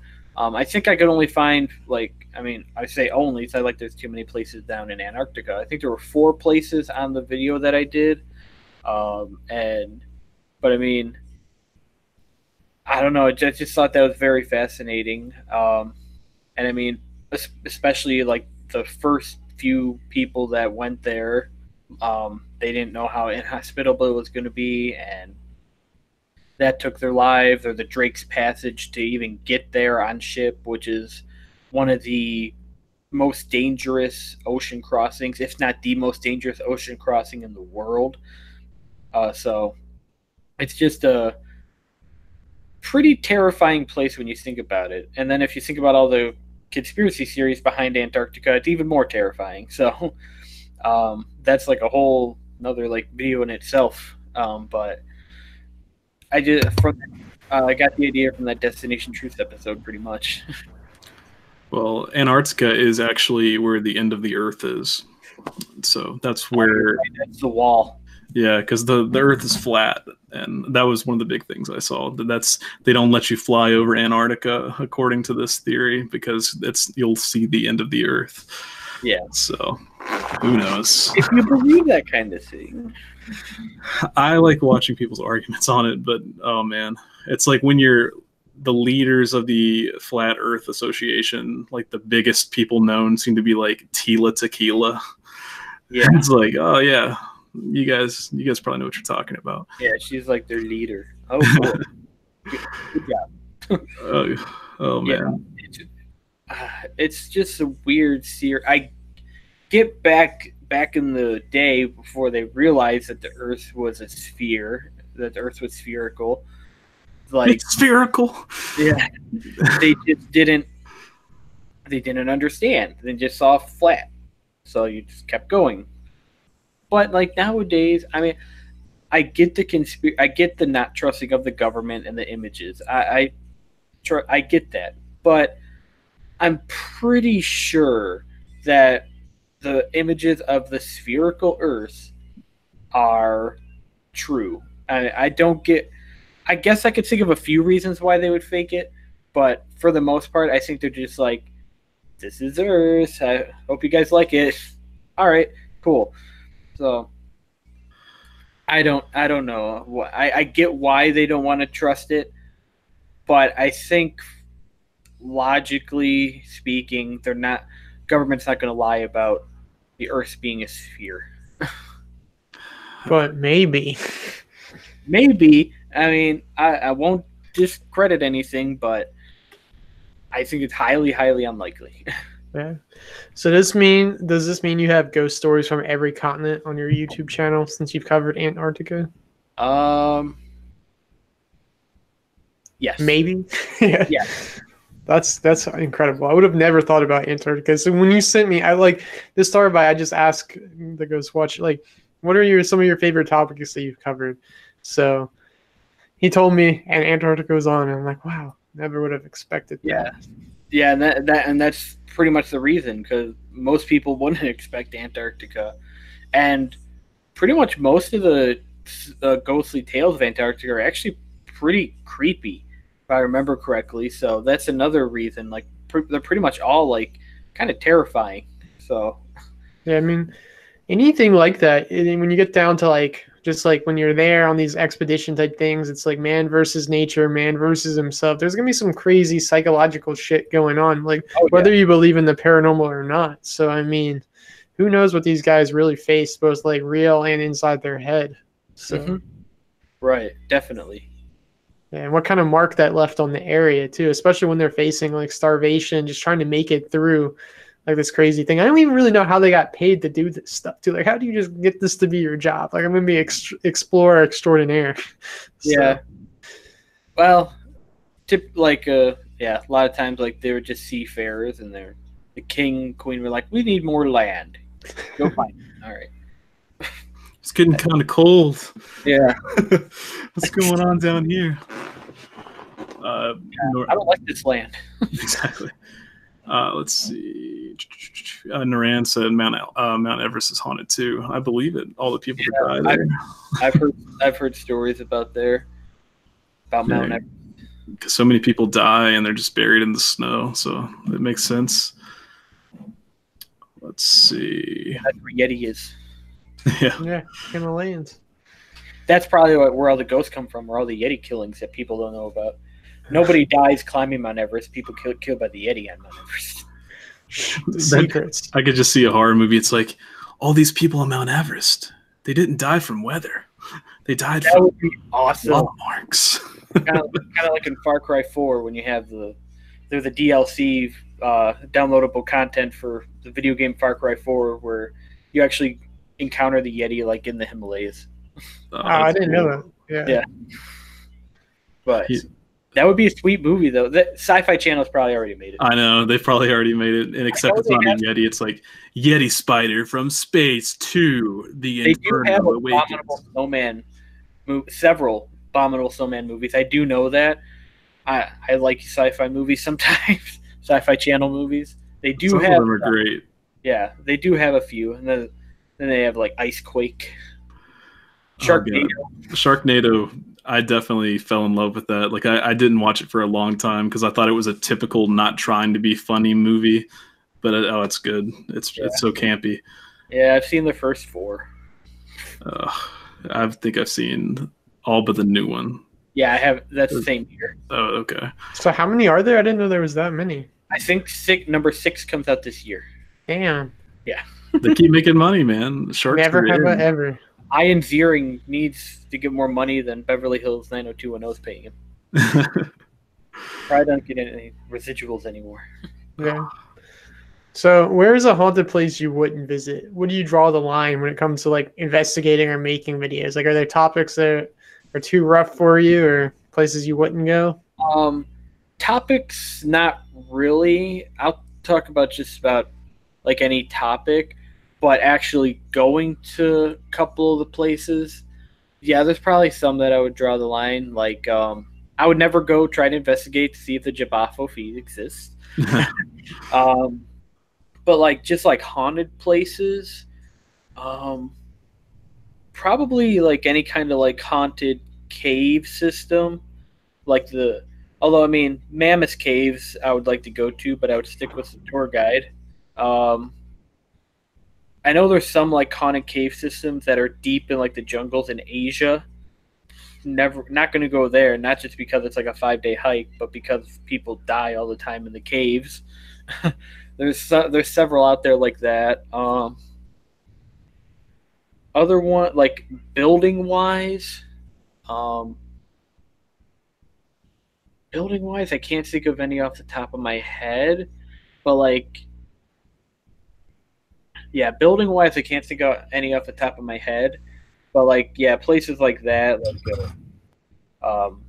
like haunted cave systems that are like in the middle of nowhere or something like that. I probably would try to avoid, even if it's a cave that's just like in the open. Like I've seen these like videos of like urban explorers going into like these haunted like sewer tunnels and stuff like that. One, I have a bad back. So I probably can't like duck the entire time anyway. And 2, I don't want to get lost in a sewer system or a tunnel, or like the Paris catacombs or something like that. I mean, it's happened. It has like legitimately happened, and people have died down in like these caves and the Paris catacombs. So those might be something I kind of draw the line at. And like I'm not claustrophobic or anything, but I don't want to be like in spaces that are easily to get lost, especially if you're there in the dark. So I would probably at that. Yeah, I've seen some videos on YouTube a long time ago of like people investigating old mine shafts. Yeah, I love watching those. Yeah, they're pretty creepy. Like I've seen some things where like they'll hear really weird noises coming from deep down, but again, they could collapse. You're talking about too.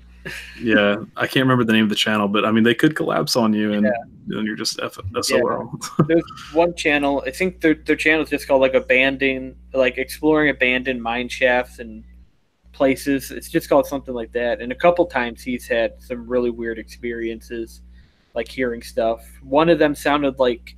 The one that really creeps me out of his videos, he heard something that sounds like it. To me, it sounds like Parcel Tongue from Harry Potter. Oh, Yeah, that's what it sounded like coming from the back of this mine shaft, like somebody speaking Posseltongue. Nope. No thanks. Like, I don't need to encounter Voldemort back there. Avada Kedavra. I'd be more worried about the basilisk. Well, that's true. Good point. Just worried about that thing coming up. Yeah, oh man, the whole. We've been talking about a lot of Harry Potter monsters tonight. That's what true. would you rather? What would you, if you had to choose to run into one or the other, basilisk or Aragog? Aragog. You'd rather do Aragog? Definitely. At least they killed the basilisk. They didn't kill Aragog. I mean, am I gonna get the sword of Gryffindor? That's not even what killed it. It's like no, it did. The sword of Gryffindor did kill it. He stabbed it through the top of his head. Yeah. With Aragog though, does that include his spider army? Oh, that wouldn't even be fair. I mean, you could talk. They talked him down. Be like, I know Hagrid. What's up? How's it going? And he still was like, he's like, okay, well, I won't kill you. Yeah, but I don't know about that. Sons and daughters will. Just but like, do you know Hagrid, Ethan? You know him? You know the dude? Yeah, man. We're friends. We're tight. We go way back. Yeah. Oh, yeah. Man. So I probably would say basilisk because snakes don't. I mean, yeah, okay, like a 50-foot long snake would probably terrify me, but so would a 50-foot spider. So I would rather go after a snake because I'm not afraid of snakes like I am kind of a spiders. No, I feel you. It's a lose-lose question, to be honest. And there was to no be fair, right. both of them are venomous, so. Yeah. Yikes. So, and maybe Fox will save me. Good luck with that. That would be what an experience that would be. It's like, not only did I realize basilisks are real, but phoenixes are real. Yeah. I mean, you just did a Phoenix video, man. Yeah, I did. So, just plug that. Yeah. And I mentioned Fox in that video. Yeah. I've always thought phoenixes were cool. Yeah, Yeah, I have they're a Phoenix cool. on my class ring from high school. Yeah, I saw you comment on that. I thought that was pretty cool. So, Blake, do you want to read the Michigan Dogman, which I found out from the Ghost Watch? I actually hadn't heard of it till the first live stream we did together. So. Yeah, I think that's when I heard about it first, too. All right. So the Michigan Dogman is a werewolf-type creature described as a 7-foot-tall, blue-eyed or amber-eyed bipedal canine-like animal with the torso of a man and a fearsome howl that sounds like a human scream. According to legend, the Michigan Dogman appears in a 10-year cycle that falls on years ending in 7. The creature was unknown to most of the modern world until very late in the 20th century. It's said to have been seen stalking around the area of the Manistee River since the days when the Odawa tribes lived there. The first alleged encounter of the Michigan Dogman occurred in 1887 in Wexford County, when 2 lumberjacks saw a creature which they described as having a man's body and a dog's head.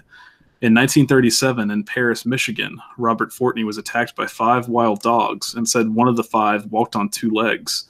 Reports of similar creatures also came from Allegan County in the 1950s and in Manistee and Cross Village in 1967. In 1961, a night watchman was patrolling a manufacturing plant in Big Rapids, Michigan, when he saw a peculiar figure. At first, he thought it was a person until he saw the dog-like features. He pulled his gun and was about to shoot when he remembered his camera and took it out to take a picture of the horrific beast. The photos have not been analyzed yet, and the photo still remains an unsolved mystery. So, do you think the Michigan Dogman and the Beast of Bray Road are the same creature or different but similar? That's a good question. That's actually something I've pondered about a bit because Michigan Dogman is my favorite cryptid. Because I love like werewolves and stuff like that. And Michigan and Wisconsin, Michigan, my home state, they're known, like cryptid-wise, are known for werewolves and Sasquatch. I think it's awesome. So same creature as the Beast of Bray Road. It's very possible due to the proximity. If the dogmen are true, if they do exist and they are similar to just every other animal, then it's very, very well possible that they could be the same creature. However, there are a lot of theories that dogmen are kind of like forest guardians. So they very well could be spirits sent to protect a particular area, or along those lines. So like I said, if they are living, breathing creatures that basically act like every other animal, then I do believe they very well could be the same, even if a different species in the same family, potentially. Um, Maybe similar to like the Doberman lynxes out in California. So I think it very well could be likely if it's like that. But if they're forest guardians, um, they still could be similar, but because the features of the average Michigan Dogman and the Beastie Boy Road are pretty similar. So I do believe that they could be a similar creature, and maybe even the same forest guardian in different places. But if they do exist, I think they are different but related. I know that might have been concluded. No, definitely. I've got a different theory. All right, so Michigan and Wisconsin, they're pretty close to Canada. And what's legal in Canada? Bestiality. Dogman confirmed. Yeah, that's the reason why you guys have the Dogman problems. But I hadn't heard of the Dogman or the Beast of Bray Road until the night with you, and that really got me interested in it. The whole idea, like the whole American Werewolf thing, really is like the Michigan Dogman and the Beast of Bray Road. It makes it sound more plausible. So yeah, pretty much my favorite author, Linda S. Godfrey. She's like an investigator, mostly of like the Michigan Dogman stuff. She's written several books on the Dogman and the Beast of Bray Road. I read her stuff all the time. Just picked up a new book of hers on American monsters and stuff like that. So when I need to know like Dogman information, I typically go to her stuff because there's so many sightings in all of her different books and stuff like that. There's not a ton of stuff online, so a lot of the information comes from those books that I've been reading. Because, like I said, there's not a ton of information about like Michigan Dogman online. There's some, but nowhere near as much as you can find in like the books. Beast of Bray Road's pretty well known. There's actually a heavy metal song on the Beast of Bray Road as well. So it's just, that's something that I really, really like investigate hard into. Just because like I said before, I love like werewolves and stuff like that, and like movies and fiction and stuff like that. And the possibility of them actually existing, while terrifying, to me is incredibly cool. And also Michigan, especially the Detroit area, very French, has a lot of French origins to it. Well, the name Detroit is French.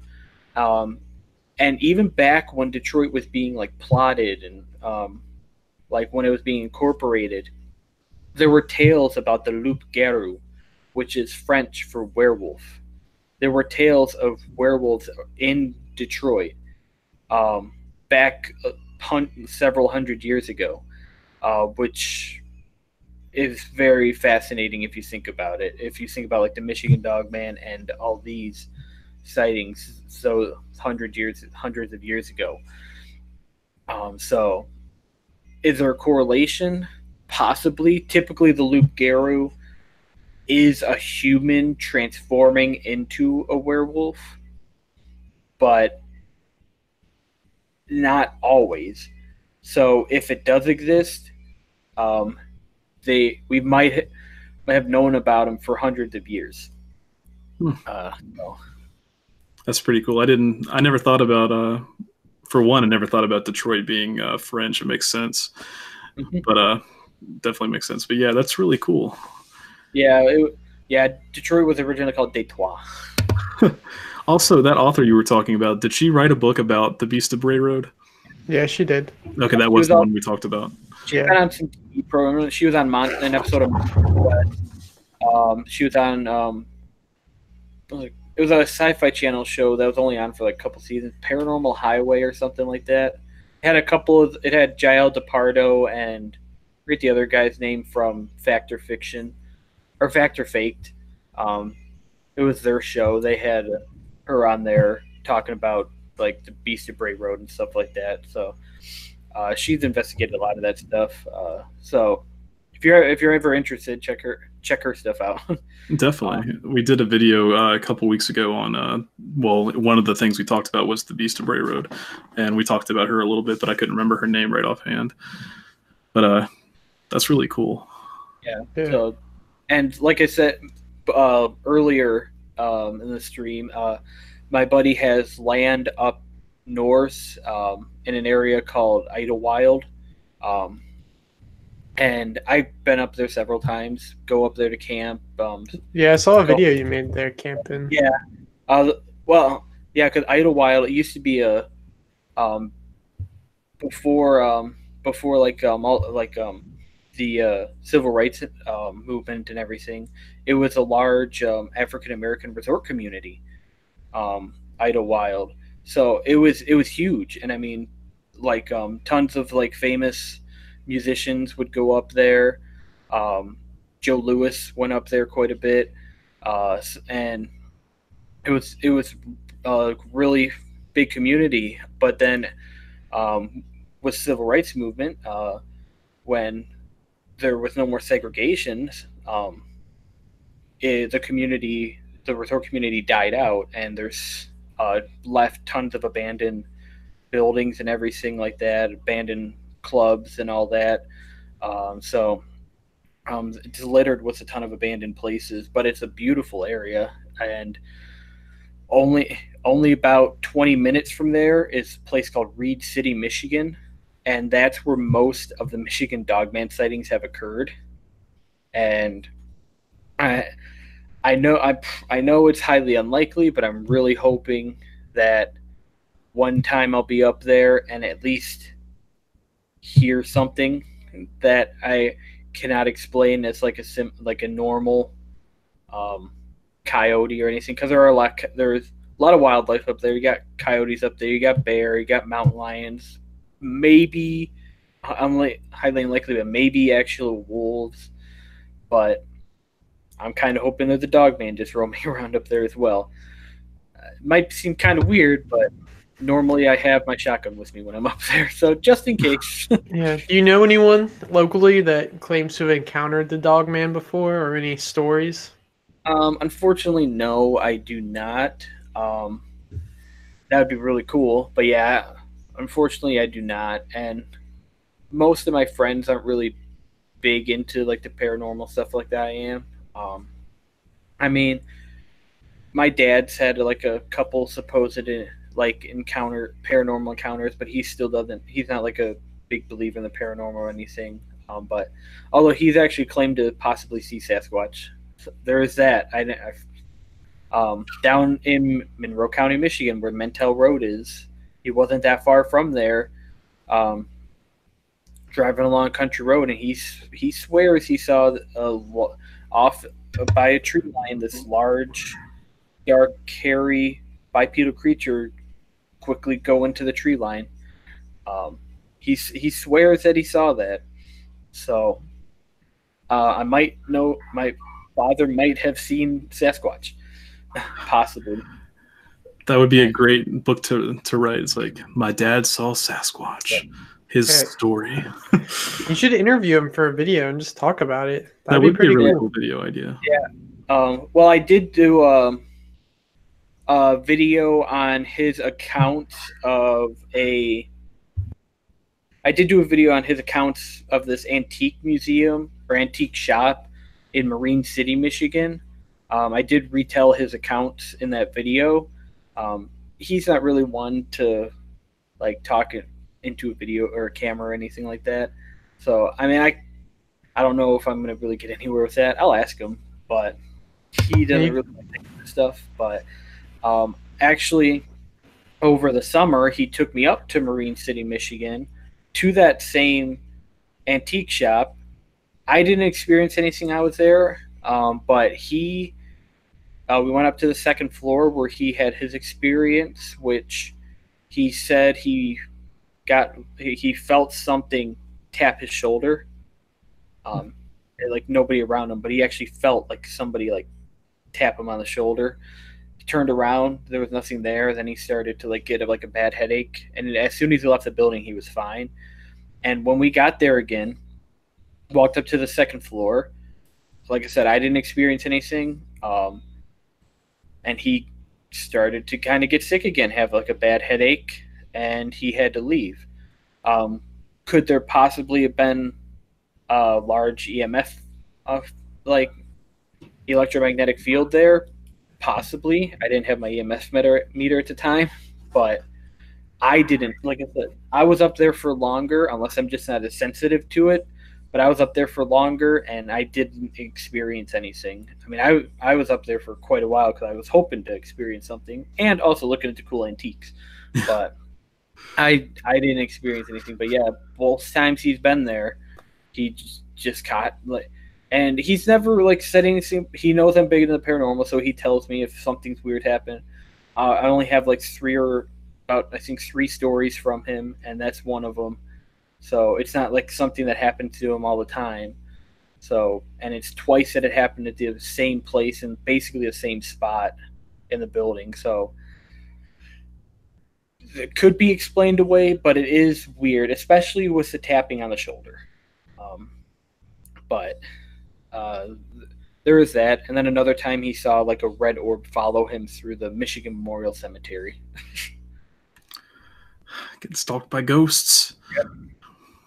It's like when you're looking for them, you can't find them. I know, that's the annoying. That's why I know I'm never going to see Dogman or anything, because I want to see them, but that's when you don't see them, is when you're trying to. And I mean, pretty much, I'm always on alert, even like all the time. Like even when I'm not really investigating, if I'm just driving down a country road, I'm like, I wonder if I'll see anything. So, I'm never going to see anything then, which sucks. But yeah, that's the logic I always hear. It's like you have to not be expecting it.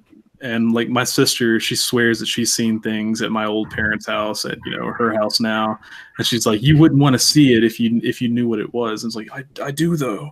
And she's like, well, what if all this weird stuff you're putting on the YouTubes and like doing stuff? What if you end up bringing a demon into your house? I'll be like, I'll get rich and famous. I'll do live streams every day. There you go. Yeah, like, it'll pay for itself. Like, cup lifts up, like, told you. Yeah, think how much more interesting the live streams would be right now if there was just shit flying around the back of my room. Just like, oh fuck, that's a third TV this week. I get mad if they start to throw my TV. Then I'm like, dang it, ghost. Go away, ghost. There's the goddamn Loch Ness monster again. As the way says, go away, ghost. It's a radio program around here. So do you have any more stories or legends from Michigan? Like, where should people go if they're like passing through Michigan and want to see some crazy, like haunted or legendary places? Okay. Definitely the Whitney in Midtown Detroit. That's a decent part of the city of Detroit. That's where Wayne State University is. Definitely the Whitney. The Michigan State Prison. I have not been there yet. Not the actual current state prison, but the original one in Jackson. That place is supposed to be very haunted.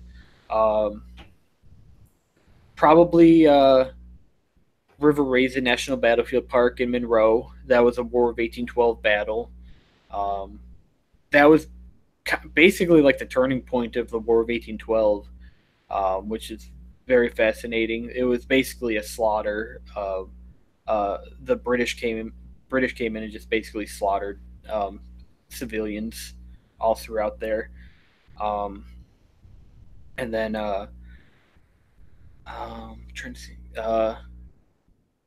So there's some lighthouses. I mean, Michigan's known for lighthouses because of the Great Lakes, like Sischwa Lighthouse. Can't remember where that one is. Of course, if you can get there, Mackinac City and Mackinac Island. Those are two of my favorite places in the entire state. Really? Not just for the paranormal. They're two of the most haunted places in the state, but also two of the most awesome places in the state. If you love if you love history, if you love just going like shopping, if you love just like hiking and stuff like that, it's just everything there. It's just beautiful and incredibly haunted. Yeah, I would have never thought about the lighthouse thing in Michigan. That's interesting. Oh yeah, there's a lot of supposedly haunted lighthouses in the state of Michigan. There's, I want to say, like over 80, maybe over 100 lighthouses just in Michigan. It's something crazy like that. I used to know the exact number. Oh yeah, there's quite a bit. So there's, and a lot of them are considered haunted. I think Sichua is the most haunted. And if you try to look that up, don't look it up by how it sounds, because it's like spelled like Seulchoix, and it's pronounced Sichua. So that one's like might be hard to find, but that's like the biggest one. I think maybe Bay de Noc Lighthouse. I think that might be another one. But yeah, those are some of the bigger, more well-known haunted places in Michigan. Trying to see, I know there's some more, but yeah, those are definitely like the biggest ones in my opinion, at least that are popping into my head right now. But there's quite a few. So do you have any exciting plans for 2019? Any places you want to specifically visit, or any goals? Like what's planned for the Ghost Watch? Well, I have I have an EMF meter coming in the mail. I'm hoping to get a spirit box next week. Maybe even like a thermal imaging camera. Man, you're going hard. That's some investment there. Yeah. I mean, I'm still part of a paranormal investigative group. We weren't able to get out much in 2018, unfortunately. But hey, I at least caught a supposed EVP on one of my investigations with them, so that's cool. And I also need to get a new camera because, of course, my camera died on me. So I want to get more out into the field, because it's been a couple years since I've really gone into the field and investigated truly. So I want to get the correct equipment, and just get out there and start doing more, because my current investigation videos I've been doing, while I find them interesting, are mostly just me walking around videotaping on my phone with my voice recorder, and then just like talking about history and stuff. But I want to make it more like paranormal-esque, because that's what I'm trying to do. So that's why I have the EMF coming in the mail. Want to get a spirit box to try to do some sessions. On my recorder, I mean, I've caught like a couple things on the recorder, but very rarely. And it's a decent recorder, but it has you get a lot of background noise, so it's very hard to decipher through them. So I want to go hard into that, and also just trying to do some of my older style videos as well. Bring those back, because I kind of got away from those, but they're still people. I have viewers out there that have really liked to watch those, so I want to bring some of those back as well. So I'm kind of thinking short term a bit right now, but once I get that stuff rolling, then think more long term down the line. Yeah, every little step counts, man. Yep. But no, that's really cool. We're looking forward to see what you have coming out. Yeah. What do you film your stuff on now, since you said your camera's broken? I kind of assumed you just filmed on your phone. Is that what you do now? Or yeah, that's what I've been doing. Like I said, that's how I still edit my videos. Yeah, so I just thought you just did it all on your phone. I didn't think about a camera, just because of the pain in the ass of trying to transfer stuff over.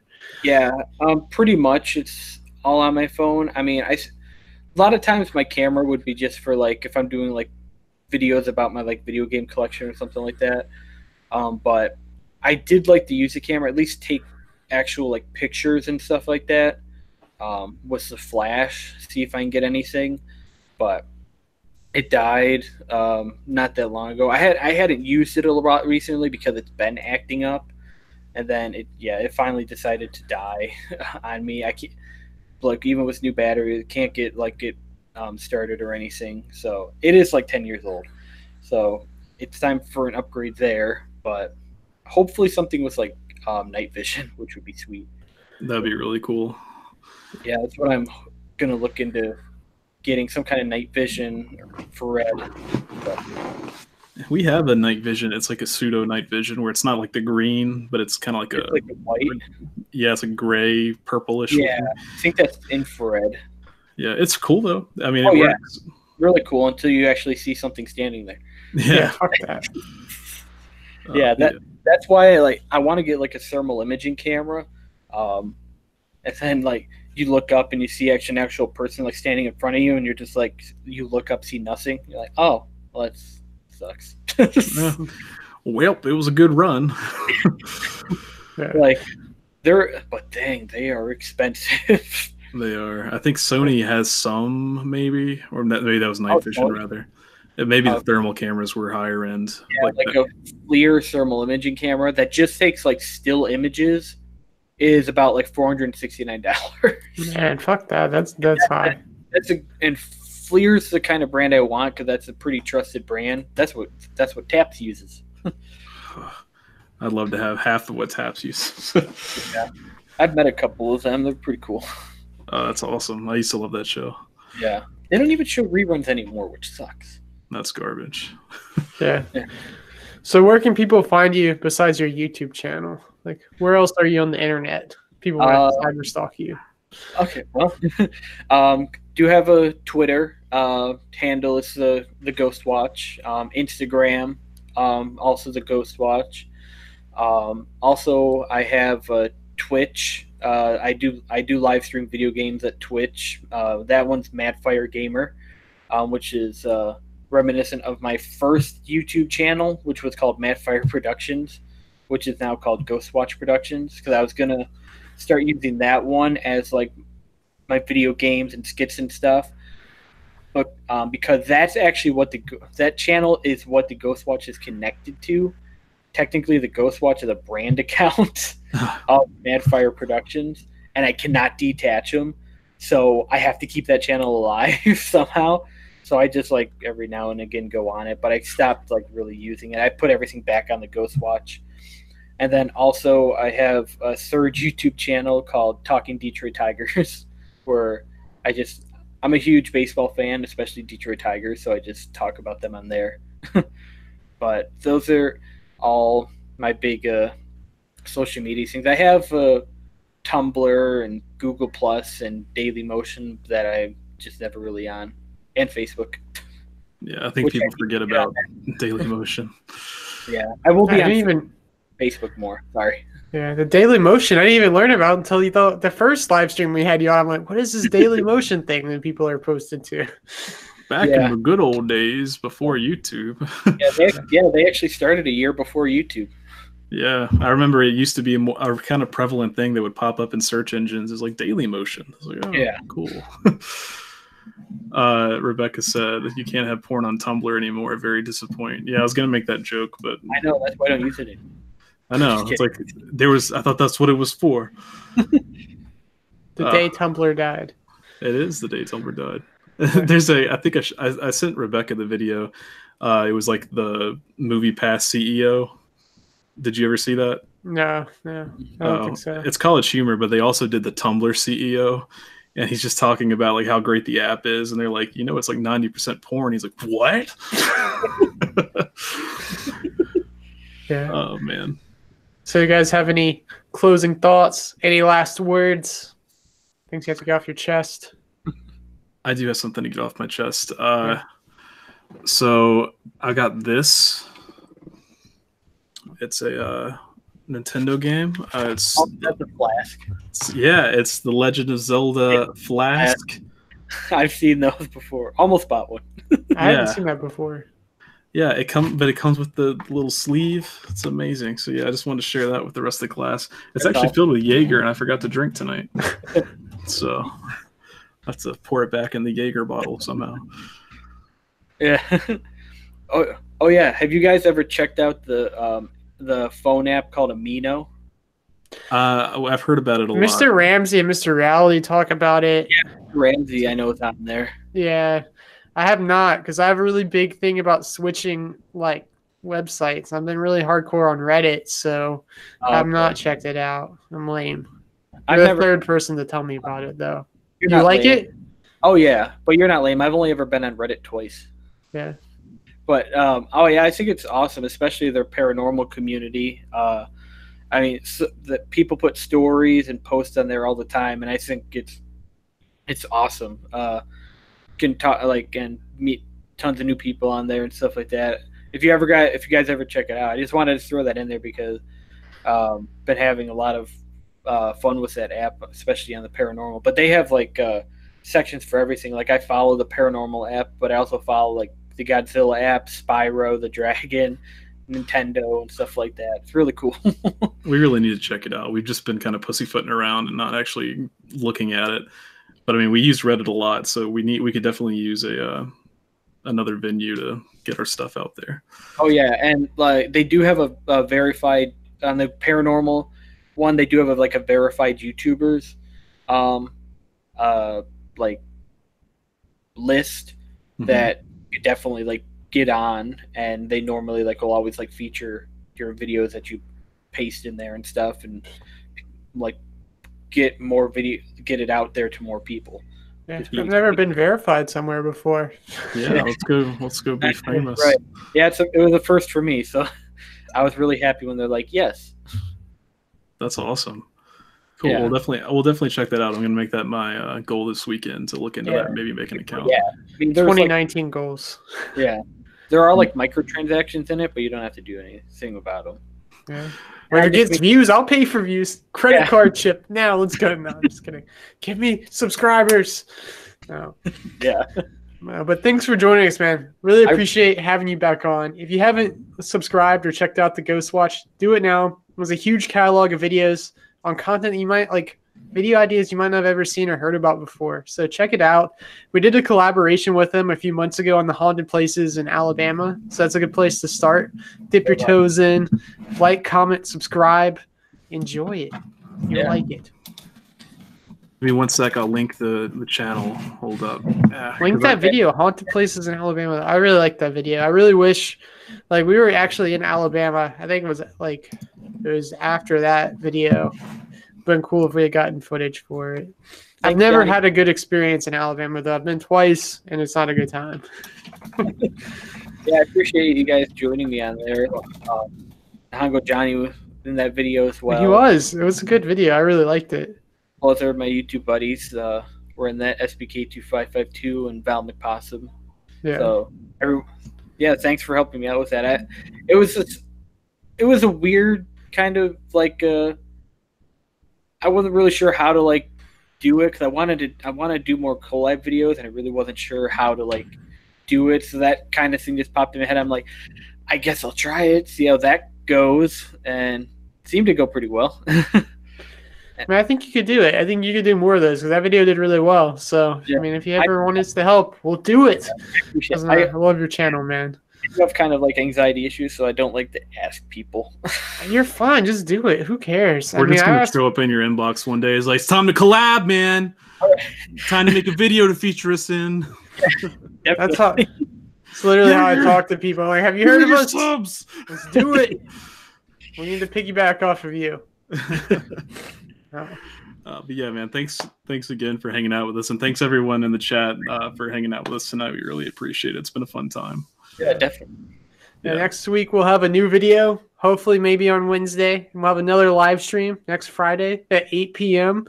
We'll be joined by the Haunted Road Media. It'd be really cool to do something with them. Really would like to talk to them and meet them. So if you get a chance, check that out. Keep hanging out. We're on Discord, Twitter, Facebook, Instagram. We try to post different stuff every place. So like us on all the stuff so you can get it all. And until then, stay strange.